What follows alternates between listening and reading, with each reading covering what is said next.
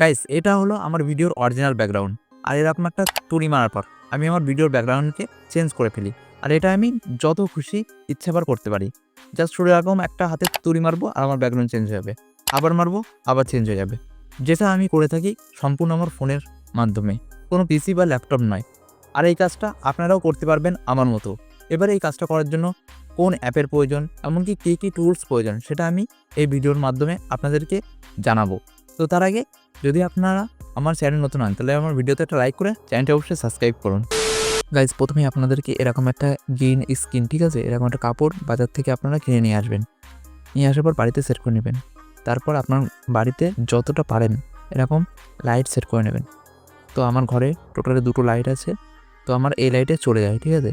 তো এরকম যতটা আপনারা লাইট দেবেন ততটা আপনাদের ভিডিওর কোয়ালিটিটা ভালো হবে। তো এরপর আপনাদেরকে এরকম একটা ভিডিও শ্যুট করে নিতে হবে। আমি যেভাবে শ্যুট করে নিচ্ছি, ঠিক আছে। তো আপনারাও এইভাবে একটা ভিডিও শ্যুট করে নেবেন। তারপর আমি দেখাচ্ছি যে কোন প্রসেসে আপনারা ভিডিওটি এডিটিং করবেন। এবার ভিডিওটি এডিট করার জন্য আপনাদের একটা অ্যাপের প্রয়োজন হবে। সেই অ্যাপটির নাম হলো VN।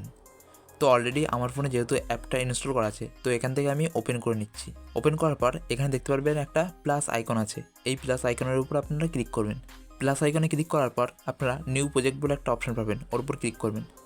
এরপর এখান থেকে আপনারা একটা ফটো সেট করে নেবেন, যেটা আপনাদের ভিডিওর ব্যাকগ্রাউন্ডে দেখা যাবে। তো আমার যেহেতু ফটো ডাউনলোড করা আছে আগের থেকে গুগল থেকে, তার জন্য এখান থেকে আমি একটা ফটো সেট করে নিচ্ছি। এরপর উপরের দিকে দেখতে পারবেন একটা 3 ডট আছে। এই 3 ডট অপশনের উপর ক্লিক করার পর এখান থেকে আপনারা ইউটিউব ফ্রেমটা সেট করে নেবেন।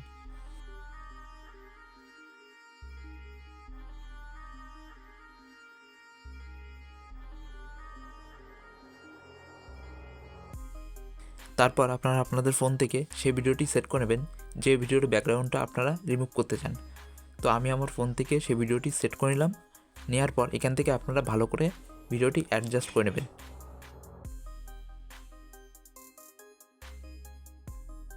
ভিডিওটি ভালো করে অ্যাডজাস্ট করে নেওয়ার পর আপনারা আরেকবার ভিডিওটির উপর ক্লিক করবেন।